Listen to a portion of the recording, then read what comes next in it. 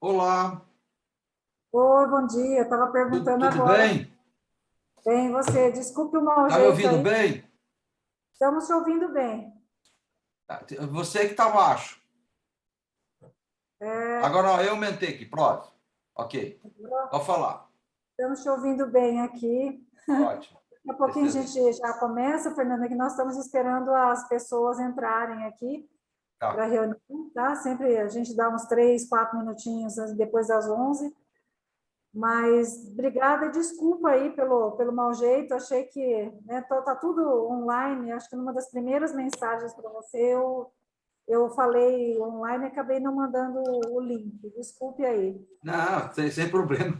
Eu juro, eu pensei que fosse presencial, porque o pessoal começou a voltar progressivamente, né? Sinceramente, ó, a aula assim, online mais difícil, viu? É mais gostoso presencial. Não tenha dúvidas, né? A gente sabe muito bem, eu também prefiro, mas nós estamos há 1 ano e meio já nessa, né, online aqui. Mas, infelizmente, mas logo, logo a gente volta. Maria Alice, mais ou menos em torno de 40 e 45 minutos, tá bom? Aham, tá. Oi? Tá? Tá 40 a ótimo, 45 minutos de apresentação. tá ótimo, Fernando. Tá, tá bom. Ok. Bom dia, Como é tudo que bem? tá? Ô, Horácio, como é que tá? Tudo bem? Que bom aí, tudo bem? Bem. Ficou Como é bem que tá a vida? pós-Covid? Oi? Tocando a vida. Você Tentando. emagreceu? Tá bem, né? Isso é bom. Isso é bom, cara. Fazer o quê, né? Foi bom. Tá fazendo exercício, hein?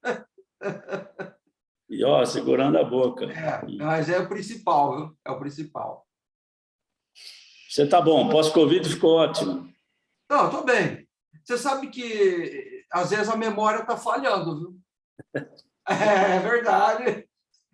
Ontem Pô, eu eu estava também dando não... aula com os alunos, me fugiu o tema assim na hora, eu não lembrava. Isso deve ser pós-Covid, viu?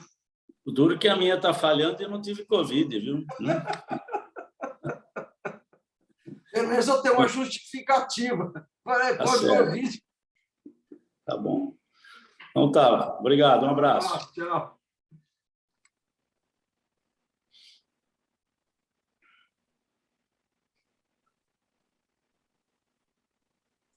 Eu vou Quantos querer. residentes vocês têm hoje, Maria Alice? Hoje nós estamos com 8R3, né, da Nefro, e 4R4, né? Nós estamos com 12 residentes, né? E o ano passado alguns foram embora, né? Mas agora nós estamos com 12. O serviço Tá. é muito dividido aqui, né, Fernando? Eu Nós, sei. nós dividimos aqui na interconsulta, enfermaria, diálise e transplante, né? Além dos ambulatórios, né? Então, o Não, serviço é pesado. Mas é é bom pesado. que vocês fazem, tem um bom corpo crítico, né? Isso é bom, porque o residente é um estímulo para a gente, né? Para Com caminhar, certeza. A gente né? aprende com eles aprendem um pouco com a gente, mas Quanto mais vocês tiverem, melhor. Eu penso dessa forma. É uma motivação, né? Sinal que o serviço é bom e está sendo procurado. Isso que é bom, né? então, e nós mantemos essa reunião nossa aí já há muitos anos, né? Pô, Uhum. eu e a Neidinha fomos as primeiras turmas, né? De a Neidinha, nós entramos juntas, mas eu precisei cumprir a clínica e depois eu comecei. Então, desde que nós começamos, eles instituíram essas reuniões e a gente vem fazendo, né, toda quarta-feira, às 11 horas, e de quinta-feira também discussão de caso clínico, das 8 às 9. Isso Ótimo. já há uns bons anos aí. Isso é bom. É bom. Não vou A falar quanto Neide, calcula. a Neide que está em Votuporanga também é da sua época? A Neide comigo, ela também foi comigo. A gente chamava de Neidona e Neidinha, né?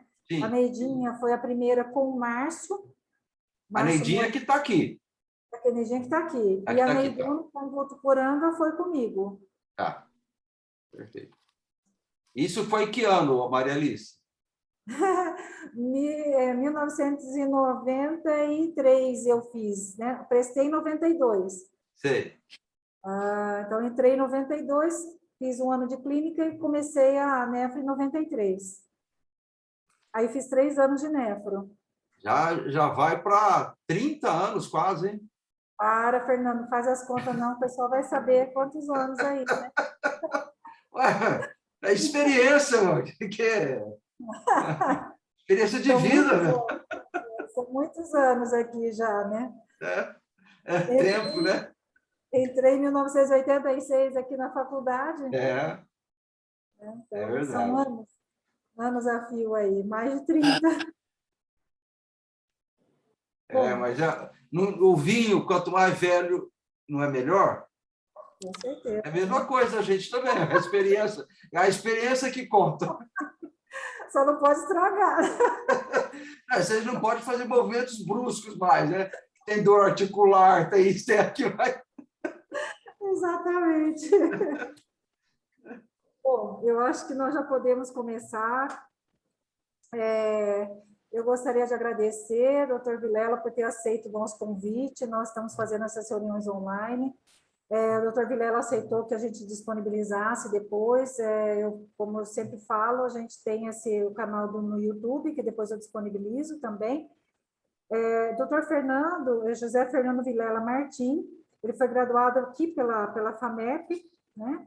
E depois ele fez residência médica no Hospital das Clínicas da Faculdade de Medicina de Ribeirão Preto, né, da USP. Depois ele fez residência em cardiologia clínica no Instituto de Moléstias Cardiovasculares, aqui em São José do Rio Preto. Fez doutorado em clínica médica pela Faculdade de Medicina de Ribeirão Preto, na USP.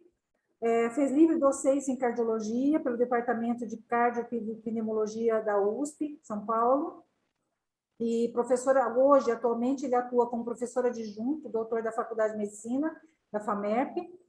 Ele tem um orientador, ele é orientador do curso de pós-graduação aqui da FAMEP, mestrado, doutorado, e hoje ele se disponibilizou a dar um tempinho para a gente para falar sobre hipertensão arterial, as atualizações. Então, doutor Vilela, muito obrigada pelo seu aceite e estamos aqui, né, tem residentes, alunos, todos os docentes estão presentes, tem inclusive algumas pessoas de fora, tem pessoas do Rio de Janeiro, doutor Edson, e também de Natal, né, que está, inclusive, com os residentes dela, eles estão aqui conosco. Seja muito bem-vindo, a palavra é sua, doutor Vilela. Muito obrigado pelas palavras que você disse aí e pela oportunidade de estar aqui com vocês nesse dia. E a responsabilidade é muito grande, né? Porque você vê que o Brasil inteiro está vendo isso, né? Tem pessoal do Rio Grande do Norte, né? Do Rio de Janeiro, então a responsabilidade aumenta mais, é proporcional, né? Mas muito bom. Eu vou compartilhar a tela aqui com vocês, aí vocês me avisam se está tudo certo, tá? Só um minutinho.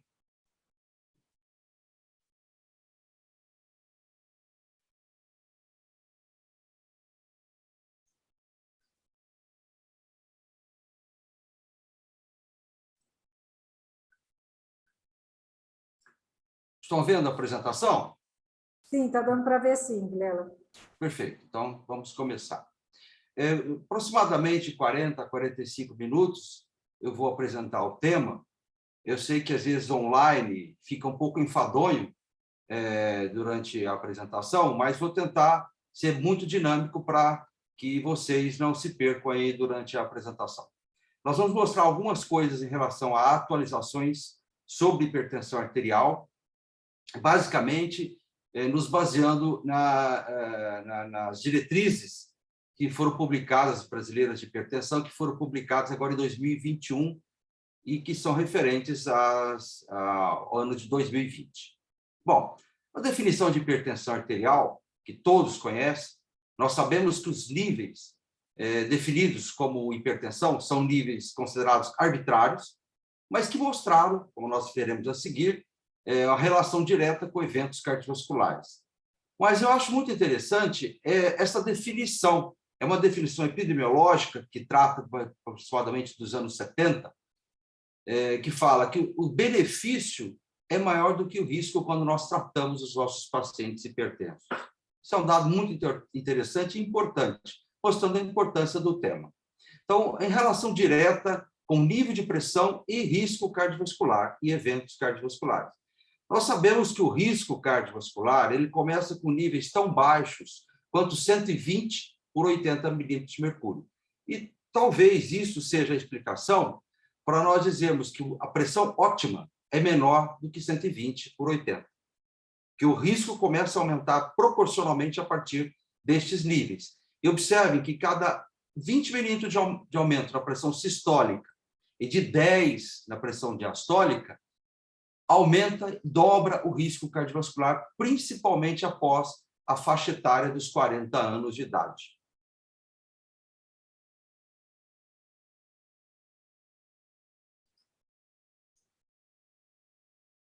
Hipertensão tem vários determinantes. Entre eles, nós podemos citar os principais: os fatores sociais, ambientais, epigenéticos e genéticos.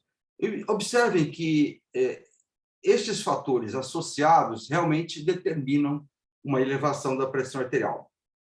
Entre os fatores sociais, nós poderíamos dizer, por exemplo, e é claro em vários trabalhos publicados, que riqueza e renda é diretamente inverso à elevação da pressão arterial. Ou seja, quanto mais dinheiro a pessoa tiver, menor a chance dele ser hipertenso.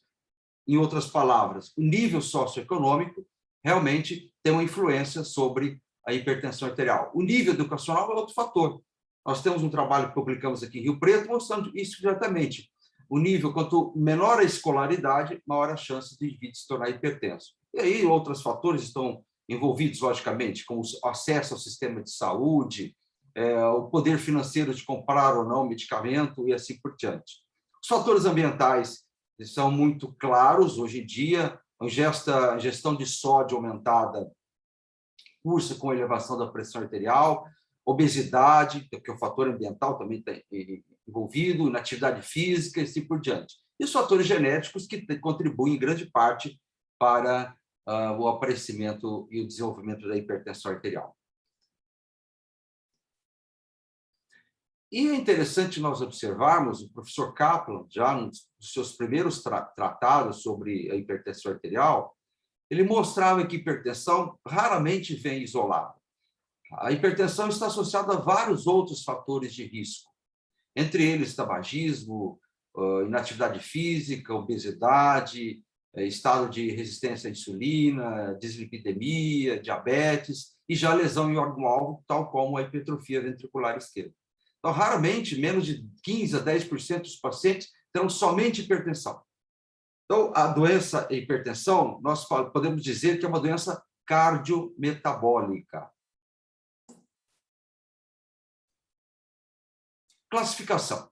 Observe a classificação nossa, a última, 2020, em nível ótimo, menor que 120 por 80, o nível de pré-hipertensão, que vai de 130 a 139 de sistólica, de 85 a 89 de diastólica. Hipertensão estágio 1, 2 e 3. Hipertensão a partir de 140 por 90.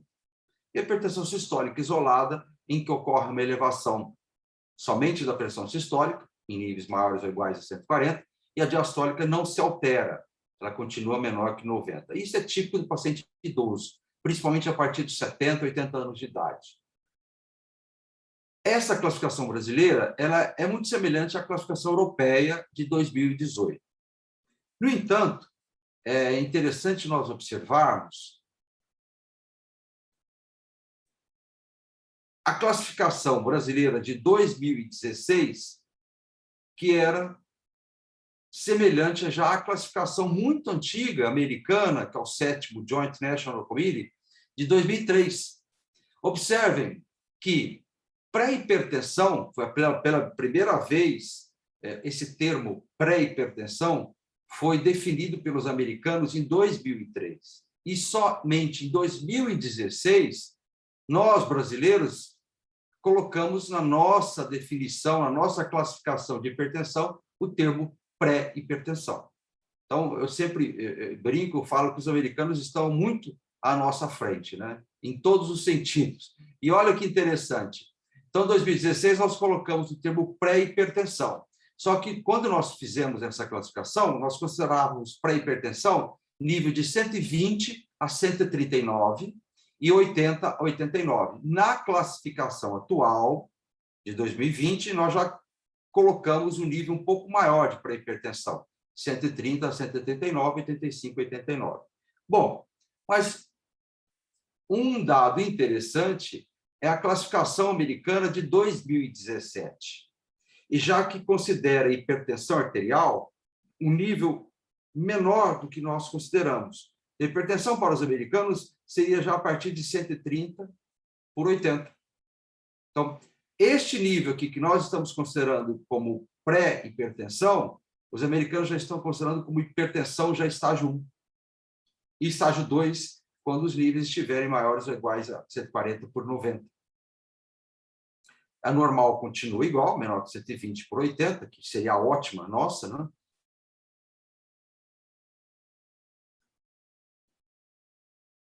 Isso por quê?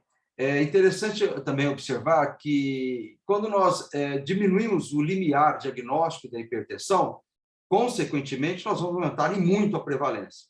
Então, a prevalência dos Estados Unidos, que a de hipertensão, que era na ordem de 28%, 30%, com esses níveis hoje mais rebaixados, cerca de 47% da população americana é hipertensa.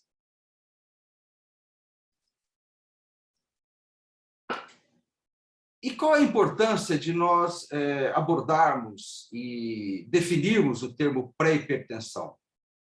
O risco cardiovascular, acima de tudo. Observe, tanto em homens quanto em mulheres, aqui saiu, mas é mulher, são mulheres, observe que o nível ótimo, menor que 120 por 80, comparado ao nível de pré-hipertensão aqui, pressão normal alta ou normal na classificação antiga, mas aqui é a faixa já de pré-hipertensão, esses indivíduos apresentam um risco cardiovascular maior, tanto homem quanto mulher, em comparação aos níveis menores que 120 por 80. Isso mostra a importância de nós termos um olhar atento para a pré-hipertensão, uma situação que até pouco tempo nós não considerávamos. E vários outros trabalhos, eu trago aqui uma revisão de 2015, de uma meta-análise, mostrando o risco de doença cardiovascular em indivíduos pré-hipertensos. E o risco é maior quando, logicamente, o nível está na faixa de pré-hipertensão estágio 2, de 130 a 139, 85 a 89, de acordo com o que a diretriz brasileira atual recomenda para a hipertensão. Então, nesses vários trabalhos, o risco de pré-hipertensão é maior do que níveis menores de pré-hipertensão.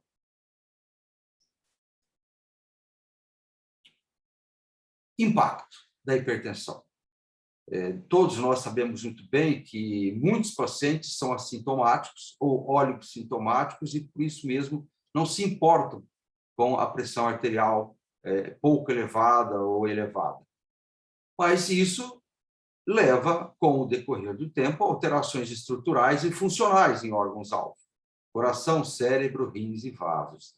E esse é o norte que nós deveremos dar, o enfoque que nós deveremos dar quando estivermos diante do paciente. Mostrar a importância do tratamento e do problema que ele está, porque a doença ela se apresenta ao longo dos anos, de forma crônica, não é geralmente de forma aguda que nós vamos encontrar o problema maior, é ao longo dos anos. E é um fator de risco modificado. Desde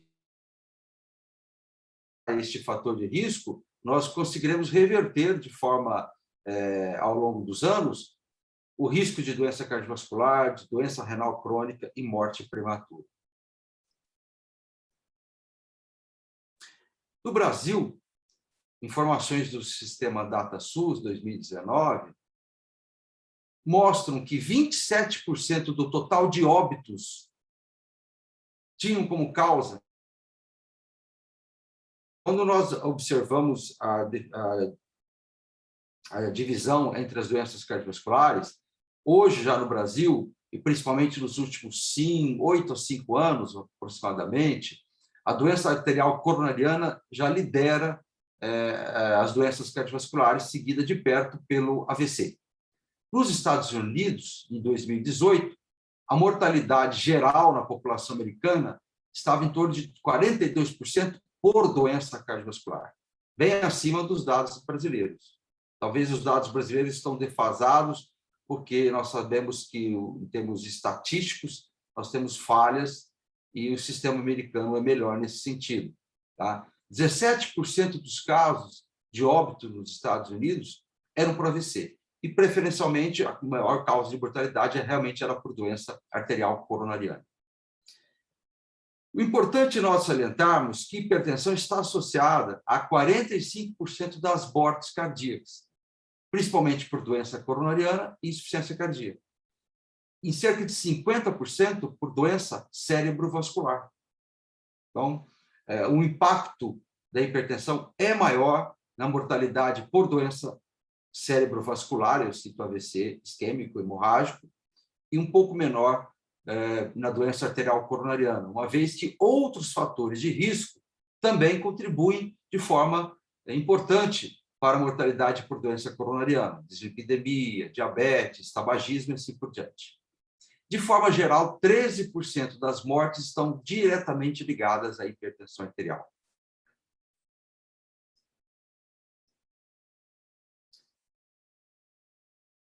A carga global de doença, de mortalidade, por elevação da pressão, no caso aqui, principalmente a pressão sistólica, sendo ela o principal fator de risco e responsável por cerca de 10,4 milhões de mortes no mundo, 218 milhões de anos saudáveis perdidos, isso é um dado importante, porque pode não matar, mas pode incapacitar ou diminuir muito a qualidade de vida. 40%, a hipertensão está envolvida em 40% das mortes em pacientes diabéticos, 14% da mortalidade materno-fetal na gravidez e, de forma geral, 14% a 15% do total de anos saudáveis perdidos para a doença renal crônica. Este é um mapa de distribuição da taxa de mortalidade por doença hipertensiva. Observe aquilo que nós havíamos comentado no início, né? Em países em que a qualidade de vida é melhor, o nível socioeconômico, o nível educacional é melhor, nós temos taxas menores de mortalidade. Estados Unidos, Canadá, bem acentuado isso. Europa, de forma geral, e até o Brasil. Verde claro e verde escuro são taxas menores de mortalidade. E quando nós observamos a África, a Ásia, nós já temos uma taxa de mortalidade bem mais elevada em relação à hipertensão arterial. Qual que é a prevalência no Brasil hoje? Dados mais recentes, publicados em 2020, mostram que, de acordo com a fonte de referência, se a hipertensão foi autorreferida pelo sistema Vigitel, por telefone, o paciente relata, eu sou hipertenso ou não sou hipertenso, muitos não sabem ser hipertensos porque não medem a pressão também. Mas já em estudos mais aprofundados mostram uma taxa em torno de 22,8%, e se ele toma medicação, essa taxa já aumenta para 32%. Aqui, quando não toma medicação, e só considera o nível maior ou igual a 140/90. Porque o paciente pode tomar hipertensão, a pressão está controlada, e ele não deixa de ser hipertenso. O que nós temos em relação a Rio Preto? Esse é um trabalho que nós fizemos junto com o Dr. Tipulo, em 2005, 2006, nós publicamos nos Arquivos Brasileiros de Cardiologia, e mostra a prevalência de hipertensão por faixa etária na população de Rio Preto, começando a partir dos 18 anos de idade e chegando até mais de 70 anos. O envelhecimento é um fator contribuinte importante para o aumento da prevalência da hipertensão na população. Tá? E aqui nós também observamos pacientes diabéticos hipertensos. Observam que na faixa etária acima dos 70 anos, cerca de 25% dessa população estudada tinha hipertensão e diabetes. E na época, quando nós até publicamos o trabalho, fizemos a discussão, é um dado muito interessante, porque o que nós observamos? Que eram dados muito semelhantes àquilo que os americanos observaram também no seu Instituto Nacional de Saúde, NIH, até 2002, mostrando a distribuição muito semelhante ao que nós também tivemos na população de Rio Preto. A média geral na população ficou em torno de 25% de prevalência de hipertensão, e, de acordo com a divisão por faixa etária, nós tínhamos dados diferentes, porque, com o envelhecimento, aumenta a prevalência de hipertensão arterial. Doença crônica degenerativa de forma geral, né? E o interessante é que é uma doença que nós conseguimos prevenir. Ela é de fácil diagnóstico, o tratamento é eficaz. Nós temos hoje fármacos que realmente nos ajudam de forma eficiente no tratamento da hipertensão, com pouca sintomatologia adversa. Mas, apesar disso, o controle é pífio, muitas vezes porque o indivíduo não sente absolutamente nada, então por que tomar medicação se eu não sinto nada? E isso dificulta a adesão. Tá? E, logicamente, nós não podemos nos esquecer do fator socioeconômico e educacional que contribui para uma redução da adesão ao tratamento. Mas, de forma geral, o desafio do tratamento é elevado e nós sabemos que a prevenção é a melhor opção custo-benefício. E a abordagem adequada da hipertensão, focando fatores de risco de forma geral, que deveria ser também o foco no sistema SUS. Abordagem dos fatores de risco antes que nós tenhamos a evolução para a lesão de órgão-alvo. E o que é importante nós mostrarmos que o nível de evidência e o grau de recomendação, segundo as diretrizes, a melhor evidência e o melhor grau de recomendação é controlar peso, ter uma dieta equilibrada, cuidado com a ingestão de sal, com potássio, e praticar atividade física é fundamental. Outros fatores também importantes, talvez em menor escala, mas a ingestão de álcool, fatores psicossociais, suplementação alimentar, o tabagismo, e até hoje nós já discutimos a espiritualidade. Lembrando a todos que quando nós falamos em nível de evidência 1 e grau de recomendação,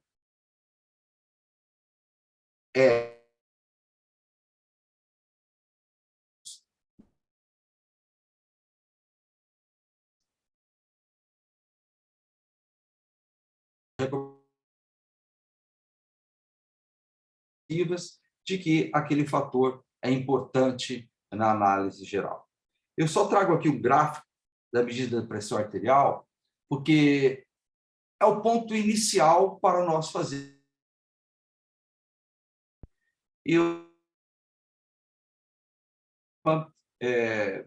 Sumariza todos os itens importantes quando nós estivermos medindo a pressão arterial do nosso paciente. Uma medida de boa qualidade reflete-se num bom diagnóstico. Tá? Então, o paciente deve estar sentado, com as costas apoiadas, com o braço à altura do coração, o braço relaxado, o cotovelo apoiado na mesa, o manguito de acordo com o diâmetro do braço, nós devemos medir a circunferência do braço para que nós tenhamos o uso do manguito adequado para a medição da pressão. O paciente não deve estar com a bexiga cheia, não deve ter fumado os últimos 30 minutos, e todos aqueles dados que são recomendados, se seguidos, eles propiciam uma medida mais correta possível da pressão arterial. E isso implica em diagnóstico correto e não em falso diagnóstico. Porque hoje, quando nós falamos de hipertensão resistente, um dos dados principais na avaliação da hipertensão resistente é a acurácia da medida da pressão arterial no consultório. Nós sabemos que medida de consultório tem influência do sistema nervoso simpático, estresse do paciente diante do médico, mas é um dado importante. Então, a medida do consultório realizada de forma adequada propicia um diagnóstico adequado, geralmente deve ser confirmada em outra visita. Assertivamente, hoje, se nós pudermos utilizar recursos, tais como a monitorização ambulatorial e a monitorização residencial da pressão arterial, isso é de suma importância no diagnóstico correto da pressão arterial, porque nós conseguimos excluir efeito do avental branco ou hipertensão do avental branco nesses pacientes. E, logicamente, a classificação que nós mostramos anteriormente, ela é baseada na pressão de consultório, não na pressão de mapa e de MRPA. E aqui eu trago os possíveis fenótipos que nós encontramos quando estamos atuando na medição da pressão arterial. Observe, nós podemos obter uma normotensão verdadeira, nós podemos obter, isso aqui também levando-se em consideração a MRPA e a MAPA, não só a pressão de consultório, nós podemos ter hipertensão do avental branco, nós podemos ter hipertensão mascarada, em que os níveis de pressão arterial no consultório estão normais ou na faixa de pré-hipertensão, e fora do consultório, com a MAPA e com a MRPA, nós conseguimos detectar a hipertensão mascarada, é um percentual pequeno, mas é importante. Hipertensão sustentada, que é realmente quando a pressão de consultório está alterada, está elevada, e também se confirma essa elevação com a MAPA ou com a MRPA. E nos pacientes hipertensos tratados, nós temos também 4 fenótipos principais, não muda muito em termos percentuais, mas é importante lembrar que o paciente hipertenso tratado ele tem hipertensão do avental branco, que o termo mais controlado é efeito do avental branco nessa situação, e não hipertensão do avental branco, nós deixaríamos o termo hipertensão do avental branco para o indivíduo quando ele não é hipertenso, de fato, tá? E aqui, então, seria melhor efeito do avental branco. Nós temos a hipertensão mascarada não controlada e a hipertensão sustentada não controlada, levando-se em consideração também medidas de pressão realizadas por MAPA ou MRPA. E eu trago aqui, principalmente, algumas orientações em relação à pré-hipertensão. Nós deveremos considerar, nos indivíduos pré-hipertensos, uma hipertensão mascarada, que só vai ser feito o diagnóstico com o uso de MAPA ou MRPA. E considerar sempre a MAPA, MRPA, tá? Repetindo a pressão por esses métodos anualmente, posteriormente no acompanhamento desses pacientes. Mas se a MAPA e a MRPA for anormal, considerar, então, a hipertensão mascarada, ou até mesmo iniciar o tratamento se o paciente tiver lesão de órgão-alvo de alto risco cardiovascular. E hipertenso estágio 1 e 2, considerar também a hipertensão do avental branco, efeito avental branco, por MAPA e MRPA. Partimos para o tratamento.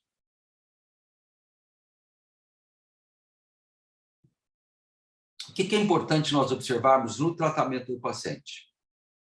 Logicamente, em primeiro lugar, reduzir a pressão. Mas a redução da pressão é para oferecer proteção cardiovascular, consequentemente reduzindo desfechos cardiovasculares e, por fim, reduzindo mortalidade. Nós temos 2 pilares fundamentais no tratamento dos pacientes hipertensos. Um é o pilar do tratamento não farmacológico, mudança do estilo de vida, e o outro é o tratamento farmacológico. Eu aqui grifo e enfatizo que tabagismo é importante quando nós estivermos diante do tratamento não farmacológico, interrupção do tabagismo. A dieta DASH com restrição de sal tem a possibilidade de reduzir a pressão na ordem de 11 milímetros de mercúrio, não é nada, é pouco, é importante, é significante. Redução de bebidas alcoólicas e atividade física. São os principais parâmetros que nós temos como definidos, importantes, na mudança do estilo de vida. E tratar o paciente, logicamente, reduz eventos. Doença coronariana, AVC, insuficiência cardíaca, mortalidade cardiovascular e mortalidade total. E observem que o maior impacto na redução é no AVC, porque o principal fator de risco para AVC é a hipertensão arterial. e na insuficiência cardíaca, que hoje nós podemos falar que hipertensão é a principal causa de internação, de hospitalização por insuficiência cardíaca. E é importante, quando também vamos tratar o paciente hipertenso, fazer a estratificação de risco. E na estratificação de risco, nós não levamos em consideração somente os níveis de pressão arterial, mas nós levamos em consideração a presença dos fatores de risco. E lesão de órgão-alvo, ou doença renal, já em estágio 3, ou presença de diabetes, ou já doença cardiovascular estabelecida, paciente que já teve um AVC, ou teve um infarto. E todos esses pacientes que já têm lesão de órgão-alvo, têm doença renal já em estágio 3, são diabéticos, têm doença cardiovascular estabelecida, todos têm risco elevado, incluindo os pré-hipertensos. E, baseando-se nisso, nós temos o fluxo de tratamento, de acordo com a diretriz, que a monoterapia deve ser instituída naqueles hipertensos ou pré-hipertensos, e pré-hipertensos, nós observamos aqui com risco cardiovascular alto, pode ser instituída a monoterapia, e já hipertenso estágio 1, baixo risco, ou paciente muito idoso, ou paciente frágil, a monoterapia talvez fosse a melhor indicação, incluindo diuréticos tiazídicos, bloqueadores de canais de cálcio, inibidores de enzima de conversão, bloqueador de receptor de angiotensina e beta-bloqueadores em indicações específicas. Se por acaso não houver o controle adequado da pressão, de acordo com as metas preconizadas, ou os pacientes são de risco alto, moderado, mesmo estágio 1 de hipertensão, ou já estágio 2 e 3, o tratamento inicial deveria ser a combinação de fármacos. E aqui nós trazemos as melhores combinações, ia cobrar mais bloqueador de canal de cálcio, ia cobrar mais diurético tiazídico. Lembro que beta-bloqueador tem indicação específica, ou seja, não deve ser utilizado para qualquer paciente. E, principalmente em paciente idoso, nós deveremos reservar o beta-bloqueador para aqueles que têm insuficiência cardíaca, pacientes com doença arterial coronariana, controles de frequência cardíaca, por exemplo, em pacientes com fibrilação atrial, tá? Mulheres jovens com potencial para engravidar, de forma geral. Essas são as melhores indicações específicas para a utilização de beta-bloqueador na população de hipertensos. Se for paciente idoso, e não tiver nenhuma dessas comorbidades associadas, nós não deveremos utilizar o beta-bloqueador. Combinação de 3 fármacos entra no trio de ouro da hipertensão, e é cobrar mais bloqueador de canal de cálcio, dihidropiridina, que eu lembro aqui, e diurético tiazídico. 4º fármaco, já no hipertenso resistente, a melhor opção hoje preconizada é a espironolactona. Por que combinação de fármacos desde o início? E a grande população de hipertensos, geralmente de risco mais elevado, porque tem fatores de risco associados, tem já lesão de órgão-alvo. Por que usar combinação de fármacos? Porque a combinação reduz mais a pressão arterial, porque tem mecanismos cinéticos. A redução é mais rápida, ou seja, a proteção é mais rápida. Combinação de fármacos apresenta menor índice de efeitos colaterais, porque nós utilizamos fármacos em doses menores, consequentemente, eventos adversos também são reduzidos. O fármaco antagoniza efeito adverso de outro.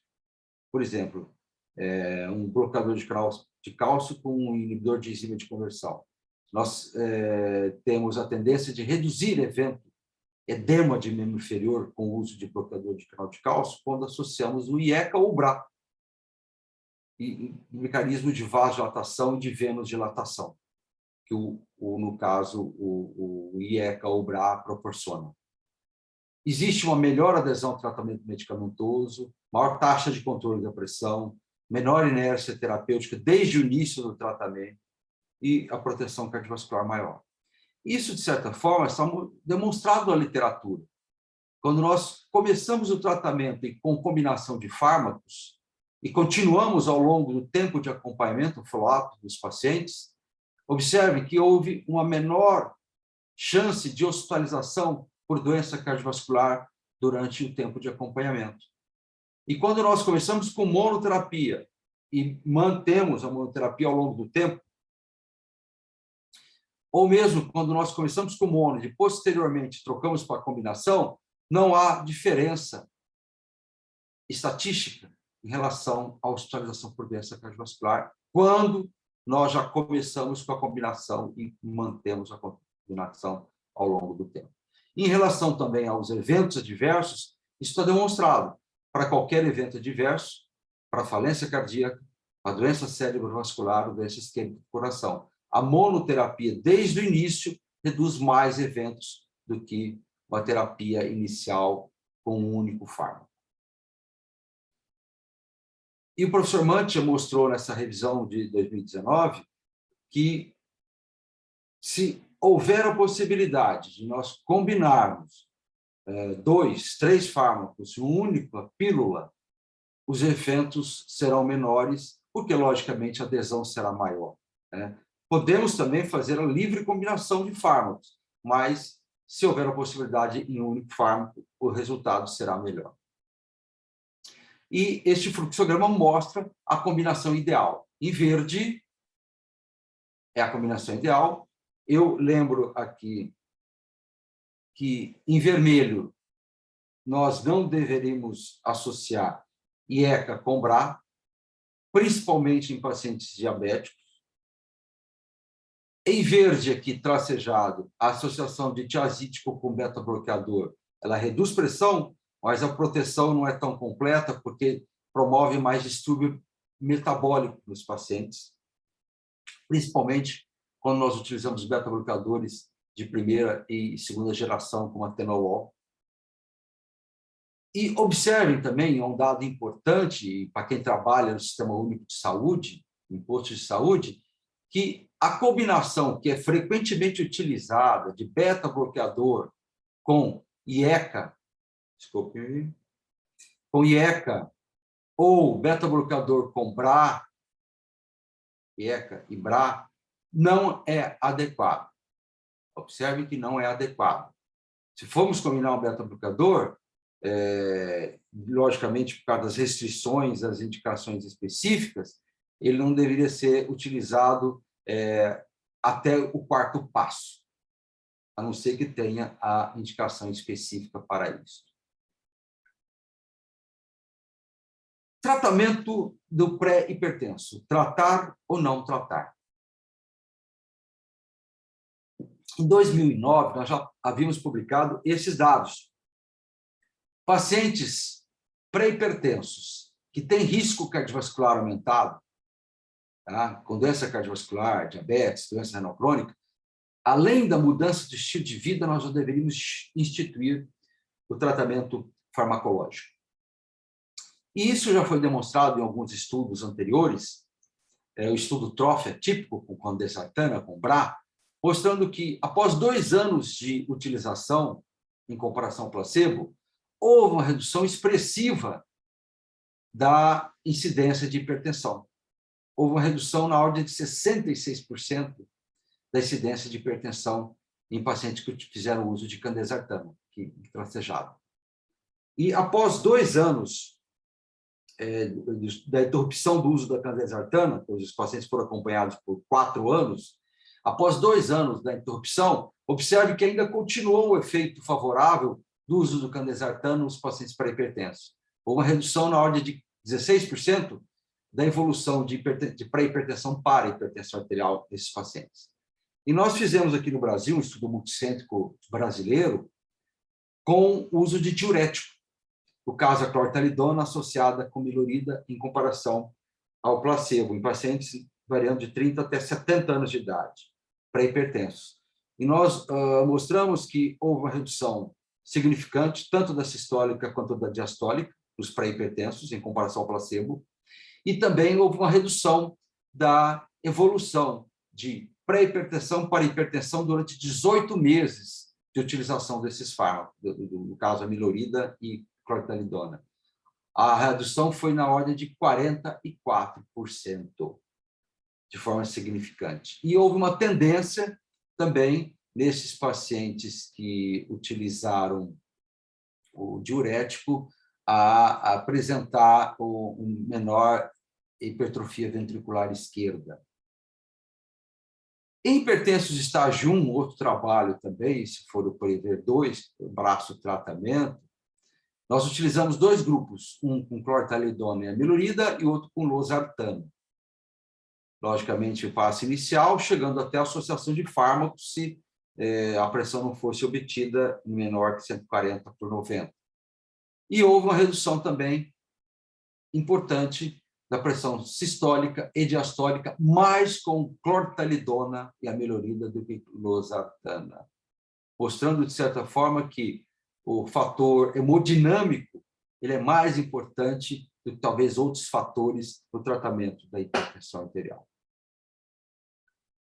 E um outro dado que eu trago por último aqui, para mostrar o que nós temos hoje, em termos de evidência, da pressão central. Esse é um dado que já consta na nossa diretriz, já consta na diretriz europeia, e nós vamos ouvir cada vez mais sobre este assunto. Não basta apenas reduzir a pressão periférica. Nós temos que ter um olhar diferenciado para a pressão central, a pressão realmente na raiz da aorta. Tá? E esse estudo, o CAFÉ, que foi um subestudo do estudo ASCOT, que envolveu pacientes de alto risco cardiovascular, mostrou que, durante o tempo de acompanhamento, em torno de 5, 6 anos, ambos os braços de tratamento, um grupo com atenolol mais diurético, outro grupo com bloqueador de canal de cálcio mais IECA, houve redução igual da pressão periférica. No entanto, a pressão central foi reduzida de forma mais significante no grupo que utilizou bloqueador de canal de cálcio e IECA. No caso aqui foi o perindopril mais amlodipina, tá? Em comparação ao uso do grupo que utilizou o atenolol mais o diurético tiazídico. E isto foi uma das possíveis explicações para a redução de desfechos primários compostos no grupo que utilizou a amlodipina e ECA. Redução de 16% de eventos, em comparação ao grupo que utilizou o beta-bloqueador. E desde então, esse estudo clínico envolveu pacientes de alto risco cardiovascular, um número expressivo de pacientes, vocês podem observar, mais de 9.000 em cada grupo, no inicial, e no término do estudo, quase 7.000 em cada grupo. Então, é um número expressivo, para mostrar que a importância da pressão central deve ter um olhar atento nesse sentido, e o impacto dela é maior do que a pressão periférica. É interessante observar que, quando nós medimos a pressão central, os níveis dela são menores em relação à pressão periférica. E à medida que a onda de pressão avança do coração até a periferia, ocorre uma onda de amplitude da pressão sistólica, e a diastólica pouco se altera. Este é o impacto principal, porque, por exemplo, no paciente hipertenso jovem, nós temos hoje observado que tem pressão periférica elevada, mas a pressão central, normal. Então, esse paciente não deve ser tratado com fármacos. Daqui eu trago um exemplo clássico, é um aparelho que nós utilizamos, que é um tonômetro de artéria radial, em que nós observamos a pressão periférica e, por um cálculo matemático, nós temos o valor da pressão na raiz da aorta. Este paciente jovem, vocês podem observar aqui, homem, com 17 anos de idade, alto, né, com sobrepeso, na ordem central dele era completamente normal. Nós definimos uma ordem de 10 a 15 minutos de mercúrio de diferença entre a periférica e a central como normal. E aqui era bem mais elevado este valor, mostrando que o comportamento da aorta era o comportamento de uma aorta elástica, bastante flexível. E isso é muito benéfico. Mostra que não tem comprometimento ainda na alteração estrutural, muito menos funcional. Esse é o gráfico mostrando da dilatação da flexibilidade da aorta, a onda anterógrada, a onda retrógrada, e isso é muito benéfico. Então, esse paciente, o máximo que nós devemos colocar aqui em termos de tratamento é mudança do estilo de vida, praticar atividade física, perder peso, uma vez que ele tem sobrepeso. E ao longo do tempo de acompanhamento, isso mostra que o paciente tem efeito benéfico se não tratado farmacologicamente. E outro dado importante é que o impacto que nós observamos da pressão na raiz da aorta, ele é muito maior nos órgãos-alvo por causa essa pressão está muito mais próxima desses órgãos-alvo, cérebro, coração e rins, do que a pressão periférica. E em termos de envelhecimento vascular, é importante nós observarmos que todos nós vamos envelhecer. E é um envelhecimento vascular normal. Só que aqueles indivíduos que têm fatores de risco, têm doença crônica degenerativa, o envelhecimento vascular ele é mais acentuado. É o que nós definimos como envelhecimento vascular precoce, que é o EVA, aqui na curva vermelha. Mas se nós tivermos uma ação precoce sobre esses fatores de risco que propiciam esse envelhecimento vascular precoce, nós podemos mudar essa curva acentuada para mais próxima da curva de envelhecimento vascular normal. Então, tratamento precoce dos fatores de risco, e isso é fundamentalmente importante quando nós estivermos atuando nas doenças crônico-degenerativas.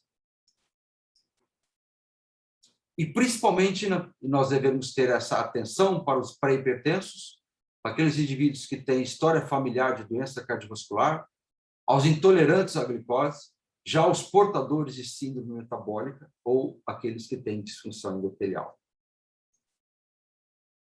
Então, principalmente, a indicação da avaliação da pressão central é para os jovens que têm um falso diagnóstico de hipertensão sistólica e para definir melhor a gravidade da hipertensão e selecionar melhor os fármacos para o tratamento. E, por fim, gostaria de concluir, esse é o último slide, que os objetivos do tratamento é reduzir desfecho e pressão arterial e a mortalidade. Mudando o estilo de vida, nós poderemos conseguir isso, muitas vezes associado ao tratamento medicamentoso, com principalmente estes fármacos que nós definimos anteriormente, monoterapia para hipertensos de estágio 1, de baixo risco, e para pacientes muito idosos ou frágeis, combinação de fármacos para já os hipertensos, mesmo estágio 1, de moderado a alto risco, estágio 2 e 3 da hipertensão, e a combinação inicial de fármacos, preferencial IECA-OBRA mais tiazídico, ou IECA-OBRA mais bloqueador de canal de cálcio. Muito obrigado pela atenção, estou à disposição de vocês aqui para qualquer pergunta, qualquer dúvida. Eu trago essa imagem aqui belíssima, que é onde nós gostaríamos de estar hoje, né? De preferencialmente isolados do mundo por causa dessa pandemia. Muito obrigado pela atenção de todos vocês. Deixa eu tirar aqui a... Muito obrigada, Vilela, excelente apresentação, eu acho que a gente sempre aprende muito, e eu gostaria você cobriu todos os lados, eu tinha algumas questões aqui, mas você foi respondendo com o transcorrer aí da sua aula. Eu gostaria de abrir para as pessoas fazerem as perguntas. Aproveitem, doutor Fernando Vilela, para tirarem suas dúvidas.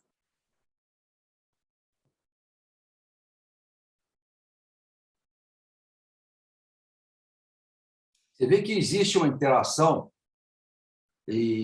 muito grande entre cardio e nefro, né? Porque hipertensão, diabetes e nefrologia e cardiologia estão intimamente relacionados, né? É lesão de órgão-alvo renal. Exatamente, eu acho que está muito relacionado, e nós pegamos muitos pacientes em comum, né? Então, tem muitas coisas que você vê aí, que você falou, em termos você já está tratando, você já está com 3, né? E você dá espirulactona. Aí também é outro problema que envolve o rim também, dependendo da função renal, está tudo envolvido aí, e por isso essa interação é tão interessante, né? Uhum, Que eles falam, o controle mais rigoroso da PA está relacionado com maior mortalidade. Espera aí que eu não consegui ver o resto aqui. Devido a possíveis episódios, então, essa é a pergunta aí, galera, que está no se o chat. controle mais rigoroso da pressão implica em maior lesão, principalmente renal. Aqui está escrito, o controle da PA está relacionado com maior mortalidade devido a possíveis episódios de hipotensão. Tá, então vamos lá. Isso é muito interessante, excelente pergunta, gente. O estudo SPRINT foi publicado em 2015, 2016, foi um grande estudo realizado nos Estados Unidos, só com a população americana, que envolveu pacientes idosos, inclusive idosos, tá? Maior de 70, 80 anos de idade. Tinha 2 alvos de pressão. Um braço menor que 140 de sistólica e outro braço menor que 120. E o que ele mostrou? Que o braço que obteve a pressão mais baixa, menor que 120, trouxe mais benefício em relação a desfechos cardiovasculares, inclusive mortalidade. Ou seja, e a preocupação, deu mais hipotensão? Não. E poderia até ter dado, mas isso não implicou em maior mortalidade. Pode ter, realmente, quando você tem uma pressão mais baixa, pode ter hipotensão, mas isso não teve relação com mortalidade. Hoje, no Brasil, nós estamos fazendo 2 grandes estudos. Um é o Optimal Diabetes, que é para ver pacientes diabéticos. Qual é o alvo ideal de pressão? É menor que 120 ou menor que 140? Esse estudo, nós estamos com 8.000 pacientes incluídos. Nós vamos chegar a 9.000 nos próximos meses. Tá? E o outro estudo é em AVC, pós-AVC. 2 braços, menor que 140, menor que 120. Porque o estudo SPRINT, ele não respondeu a essas 2 perguntas. Em pacientes diabéticos, em pacientes pós-AVC, qual seria o alvo ideal de pressão? Na população geral, menor que 120 é uma opção mais favorável do que menor que 140, porque cursou com menor incidência de eventos cardiovasculares. E eu acho interessante que no estudo nosso do diabetes, inclusive também de AVC, nós estamos incluindo pacientes com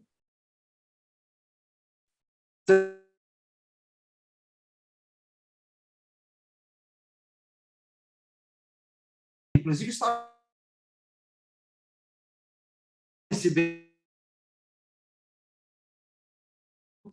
ele é liderado pelo colega Otávio, lá do Einstein. Tá? É um estudo financiado pelo Ministério da Saúde, não tem laboratório envolvido. Tá? É financiado pelo Ministério da Saúde. Isso poderá responder. Tem a parte cognitiva, que nós temos subestudos avaliando o déficit cognitivo desses pacientes. Certo. Muito obrigada, Vilela. Tem mais uma pergunta da doutora Kellen, de Natal. Ela pergunta, pacientes dialíticos, hipertensos refratários, podemos usar espinolactona? Eu acho que tudo manda é o potássio. Né? Se ele é dialítico, vocês conhecem muito mais do que eu, que vocês estão vivendo isso no dia a dia, o período que você dá e faz a diálise a cada 2 dias, praticamente, não é isso? E acompanhar o potássio. Por exemplo, em paciente renal crônico, isso é uma coisa que você pode confirmar comigo, em paciente renal crônico, não é contraindicação usar IE-Cobrar, né? Porque ele tem uma redução da filtração glomerular. A contraindicação é o potássio. Acho que o potássio que vai guiar o nosso tratamento. Não é isso? Tem uma outra pergunta. Eles estão todos sem microfone, por isso que eu estou passando aqui. Alguma preferência de beta-bloqueadores? Em jovens, não seria melhor iniciar com IECA ou BRA? E agradece pela aula. Tá. Sim, se você for observar o perfil hemodinâmico do jovem, o jovem ele tem uma produção aumentada de angiotensina, tá? Então, tendência a maior vasoconstrição pela angiotensina, né? Então, ele é o hiperreninêmico, diferentemente do idoso.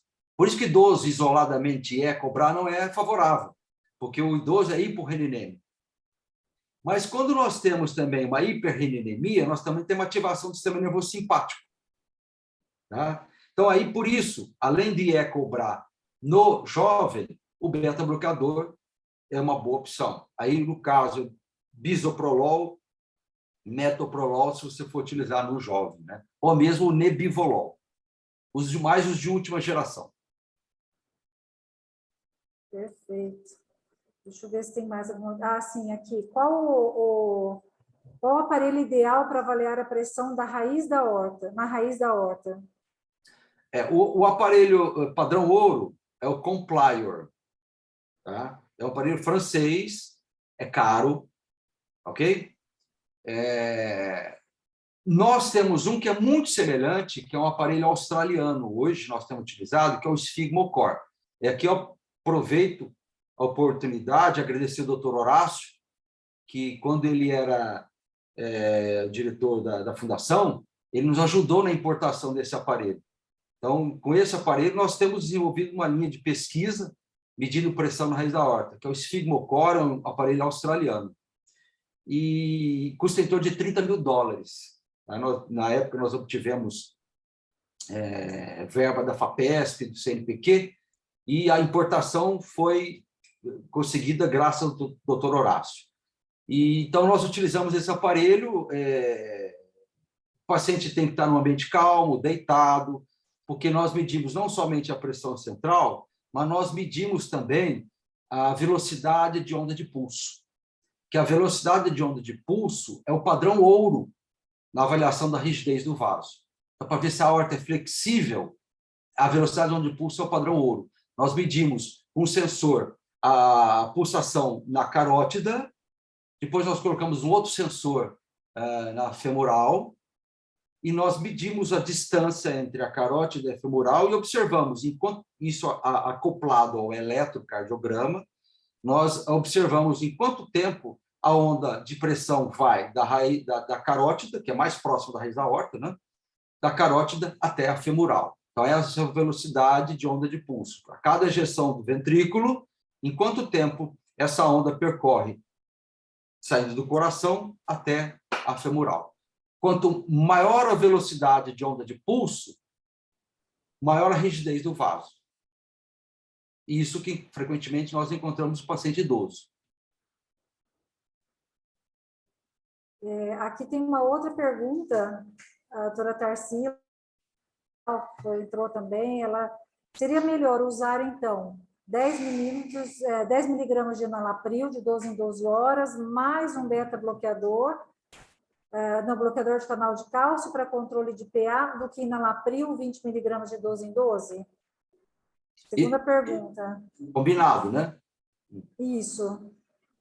Melhor associar drogas, mesmo que consiga controle com monoterapia? Essa é a pergunta.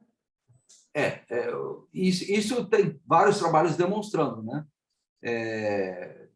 Logicamente, a fluxograma da nossa diretriz mostra monoterapia para pré-hipertensos, pacientes que baixo risco cardiovascular, estágio 1. Mas eu lembro que nós temos um grande contingente de pacientes hipertensos que já tem um risco moderado a grave. Então, por isso que a indicação de monoterapia é melhor. Então, respondendo à primeira pergunta, seria melhor nós utilizarmos doses menores do enalapril, no caso 10 miligramas de 12 em 12, associado a um bloqueador de canal de cálcio, anodipina, 2,5 miligramas, por exemplo. O risco de edema com 2,5 vai ser muito menor do que com 5 miligramas. e, aparentemente, você, com o tempo de utilização, mesmo que você aumente a dose para 5 miligramas de amlodipina, o uso inicial de 2,5 favorece menos edema ao longo do tempo. E 10 miligramas de enalapril de 10 em 12 também menor incidência de tosse. Eu, preferencialmente, se eu puder utilizar a monoterapia, incluindo fármacos com doses menores, eu teria essa preferência. Tá certo. Olha, doutor Vilela, muito obrigada pela sua disponibilidade. Todos estão agradecendo aqui pela sua aula, acharam fantástico. Então, eu também gostaria de agradecer pela sua participação mais uma vez. Vai estar sempre disponível, provavelmente, próximos anos, presencialmente. Agradecer a todos vocês, doutor Vilela, pela disponibilidade, todos vocês que participaram conosco, fizeram suas perguntas. Nós disponibilizando isso no YouTube. Eu sempre mando e vocês podem se inscrever e estar assistindo essa aula, assim como as outras das outras semanas. Então, mais uma vez, muito obrigada, doutor Vilela, e até uma próxima. Muito obrigado pelo convite e obrigado pela participação de todos e pelas perguntas. Excelente nível. Muito obrigado. Um abraço e boa semana. Um abraço para todos. Tchau, tchau. Abraço.